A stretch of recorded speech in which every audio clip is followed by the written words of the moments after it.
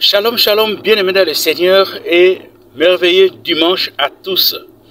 Le secret d'une offrande qui attire la faveur divine sur soi, c'est important. Il y a offrande et offrande. Il importe que vous sachiez comment on donne une offrande. Et quand vous le faites, et être convaincu qu'il y aura des retombées positives. Je vous amène dans un long voyage dans le passé en Israël. Et nous sommes au royaume de Juda où Salomon succède à son père. C'est quoi le premier secret d'une offrande qui attire la faveur de Dieu? Le premier secret, c'est la consécration.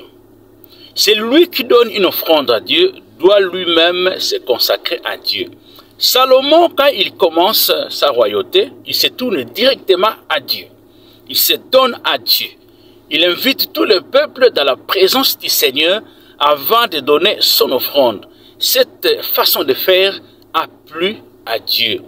Dieu n'accepte pas n'importe quelle offrande qui viendrait de n'importe qui. Ce n'est pas parce que vous êtes dans le métier du sexe, vous êtes un criminel, vous avez gagné de l'argent, vous avez l'argent du sang, et vous venez à l'église, vous faites une offrande que Dieu va être très content. Non, l'offrande qui touche Dieu, qui attire sa faveur, c'est une offrande qui vient d'une personne consacrée, un chrétien qui donne de la valeur à Dieu.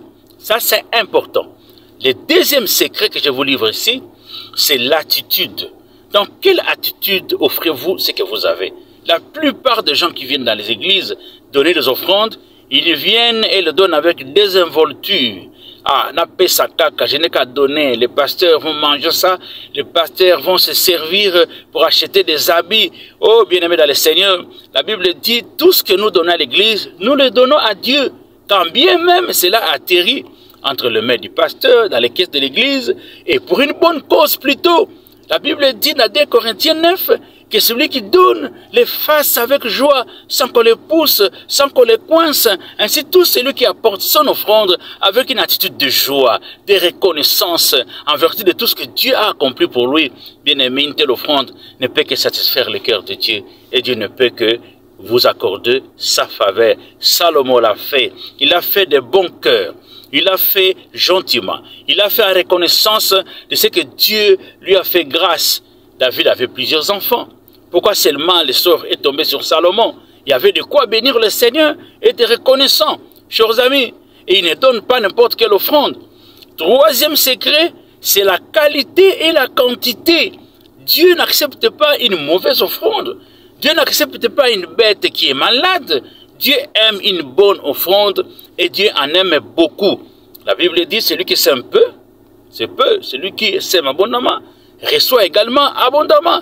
Bien-aimé dans le Seigneur, Salomon apporte 1000 bêtes dans la présence de Dieu, dans un autel. Il immole ça et sacrifie ça pour la gloire de Dieu. 1000. Dans le livre de 2 Chroniques, le chapitre 1, les versets 6 à 7, Dieu n'a pas fermé l'œil. La nuit, il se révèle à Salomon et il dit, tiens, tu m'as vraiment touché, hein? Dis-moi ce que tu veux que je fasse ou que je te donne. Dans le verset 11 et 12, Salomon réfléchit, dit, écoutez, j'ai une tâche immense. Donne-moi seulement l'intelligence et la sagesse. Dieu lui dit, tu as bien fait et c'est une bonne demande. Au-delà de ces deux éléments, je t'en donne encore beaucoup. Tu seras riche et fort. La faveur divine est tombée sur la vie de Salomon. Ce n'était plus le même et simple roi qu'on a vu monter au trône.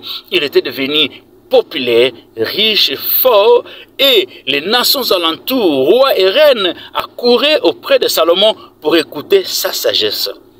Tu veux attirer la faveur de Dieu, sache comment on donne une offrande. Soigne ta vie et fais-le avec joie, fais-le en reconnaissance pour tout ce que Dieu, et donne-le avec une grande qualité. C'est important que Dieu vous bénisse. Si ce message vous a touché, likez, partagez et abonnez-vous. Que Dieu vous bénisse.